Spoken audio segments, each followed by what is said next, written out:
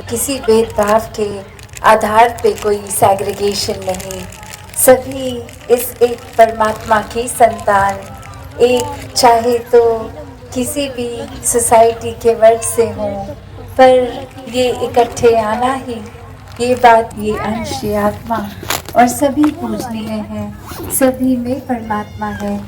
तो उसी भाव को संतों ने जहाँ हमेशा से समझाया है कि ये परमात्मा की सभी रचना, ये इतनी प्यारी, एक मनुष्य जीवन मिला है तो वरदायिनी बनाए इसे।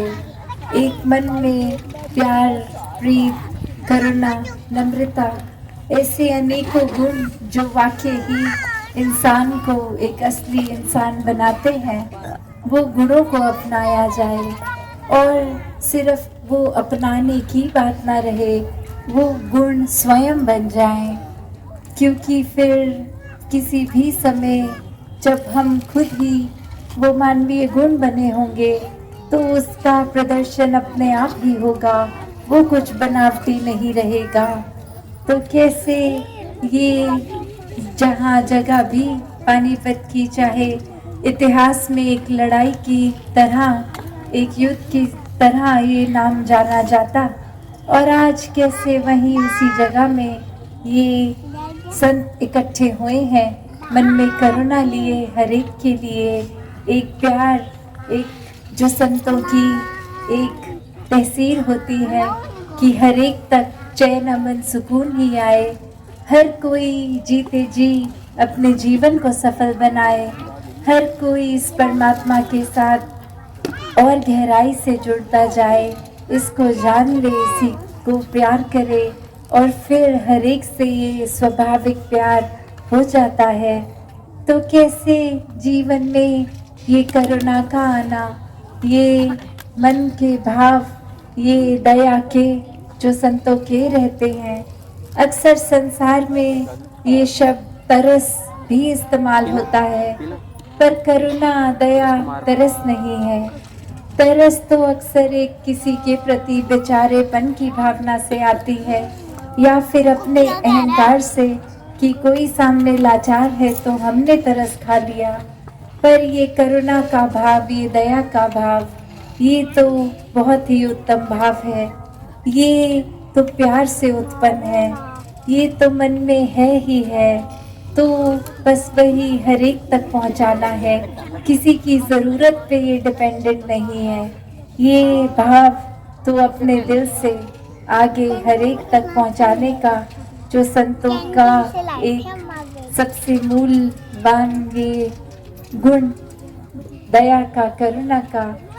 तो कैसे एक अपने आप में, अपने जीवन में जहाँ दया की भावना, करुणा की भावना हम लाते हैं, तो कैसे और ज़्यादा संतमति के अनुसार, संत प्रवृत्ति के तरह ही जीवन बीतता जाता है।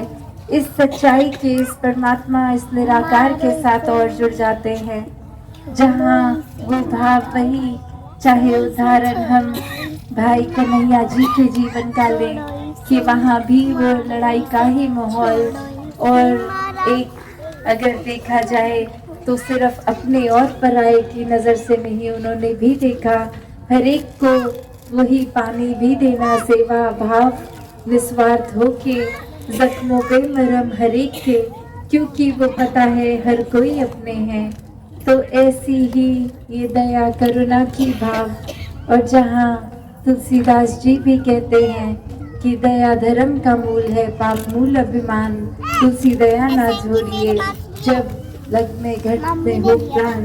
तो कैसे ये भाव मन के कि ये दया, करुणा, ये ही मन में है तो ये जीवन का सार है, ये प्यार ही एक हर एक तक अपने जीवन को अच्छा करने के लिए, जहाँ खुद में जब हम ये गुण बनकर हर एक पल में वो जिएंगे, तो वाकई ही सिर्फ हमारा ही उद्धार नहीं है, जिस किसी से भी हमारा किसी रूप में संपर्क होगा, हर एक के जीवन में फिर वो प्यार की बात, वो करुणा की। और अक्सर जीवन में फिर ये भी क्लियर होगा कि करुणा तो किसी भी अपने जीवन के एस्पेक्ट में, किसी भी स्फीयर में हम इस्तेमाल कर सकते हैं, मन में है तो। और उदाहरण जैसे आज सभी को पता है, एक ये जो क्रिकेट का वर्ल्ड कप चल रहा है और आज ये फाइनल भी, तो अक्सर ऐसा भी देखा जाता है जब भी कोई गेम खेली जाए तो वो बहुत ही एक जुनून के साथ खेली जाती है, बहुत ही एक उसमें भाव ऐसे आते हैं कि जहाँ एक जीत की ओर अपने मन को लेके जाना, मनोबल ऐसा बनाना। तो ऐसे स्पोर्ट्स में भी देखा जाता है अक्सर कि चाहे एक कोई दूसरी टीम का प्लेयर घायल हो जाए तो भी कैसे दूसरी टीम का एक करुणा रूप वो एक गेम को वहीं रोककर पहले यही देखते हैं कि वो व्यक्ति ठीक हो जाए। कैसे अक्सर एक दूसरी टीम ही चाहे सही कुछ अच्छा करते हैं तो प्रोत्साहन दूसरी टीम भी देती है। तो चाहे ये स्पोर्ट्समैनशिप स्पिरिट होती है, जुनून होता है, फिर भी एक कंपैशन का भाव मनों में होता है। कैसे अपने जीवन को जहाँ हर कोई इस रूप में जीत सकते हैं, हर जगह ये कभी भी परिस्थिति कोई ऐसी नहीं होगी जहाँ एक चॉइस होगी कि हम इस समय किसी के साथ करुणा दया से पेश आएं या फिर एक गुस्से से, एक बदसलूकी से। तो वो चुनाव हर समय होता है और हर समय किसी भी परिस्थिति में मन में करुणा का भाव रखा जा सकता है। अक्सर फिर ये भी सोच आती है कि हम अगर करुणा दया करते चले जाएं, सबके साथ मीठे बनते जाएं, तो कोई ना कोई हमारा अक्सर इस्तेमाल कर लेता है। तो भाव वही कि हमने अपने गुणों को नहीं छोड़ना, क्योंकि ये हमारा मूल ये परमात्मा ही है जिससे सारे गुण उत्पन्न हैं। तो जब ये परमात्मा को मन में बसाएंगे तो ये चतुर चालाकियाँ, ये दिमाग की उपज भी खत्म हो जाएगी। फिर ये समर्पित भाव, ये प्यार ही रहेगा, ये करुणा मन में फिर अगर है तो वो हर एक की मानवता की सेवा के लिए भावों को रखेगी। फिर ये एक अपने अंदर से जब मैं ही खत्म हो जाएगा, मैं अगर है ही नहीं तो फिर कैसे कोई मेरा इस्तेमाल करेगा। तो बात वही कि हमें जहाँ जीवन में एक असली मनुष्य बनकर जीना है, हमें एक गुणों को सिर्फ अपनाना ही नहीं, गुण बनना भी है।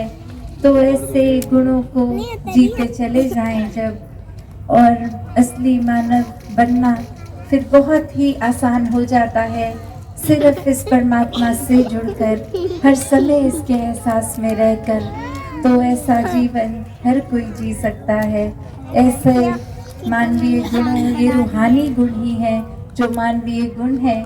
इस रूहान से, इस परमात्मा से जुड़कर ये दैवीय मूल रूप हमारे अंदर जो ये आत्मा, इसी परमात्मा की अंश तो है, तो ये पोटेंशियल एक डिविनिटी का तो है ही। तो इस पोटेंशियल को पूरा जिया जाए, ये बना जाए, और ये बनना जाना संभव भी। तभी आज बार बार वो आवाज़ भी ब्रह्म ज्ञान की लग रही कि जीवन जीते जी इस ब्रह्म ज्ञान रूपी इस रोशनी को प्राप्त कर लें, ताकि ये जीवन फिर पूरी तरह मुकम्मल जीवन बन सके। हर समय में एक अपने आप को ज़बरदस्ती कोई गुण नहीं डालने पड़ेंगे, एक गुणों की खान खुद बना उस समय जाएगा। और आध्यात्मिक रूप से भी जब इस परमात्मा से कनेक्ट स्पिरिचुअली होगा, रहेगा, तो फिर एक मन में, जीवन में वही लहर हमेशा की रहेगी, वो रोशनी हमेशा की। फिर हर पल में चाहे कैसी परिस्थिति हो, ये रास्ता, सही मार्ग यही रहेगा। मन भटकेगा नहीं, मन में वो क्लैरिटी का आना कि कैसे एक जीवन में वही चुनना है जो एक है, जो ये सच्चाई है, जो ये परमात्मा है। फिर एक ये मन में वैसे भाव नहीं होंगे कि किसी के सामने अच्छा सिर्फ बनना है, पीठ पीछे उन्हीं की निंदा चुगली नहीं। फिर वो बात समझ आ जाती है कि सभी अपने हैं, सभी में परमात्मा है, सभी सर्वश्रेष्ठ हैं। तो अपने जीवन में हर एक का वो आदर करना एक स्वाभाविक हो जाएगा। एक प्यार से उत्पन्न कंपैशन, ये करुणा हर एक तक पहुँचेगी। तो जहाँ परमात्मा ही ईश्वर ही प्यार है, ये निराकार रूपी प्यार को अपने जीवन में अपना लें, ताकि फिर इसी से उपजे हर गुण को हम जी सकें।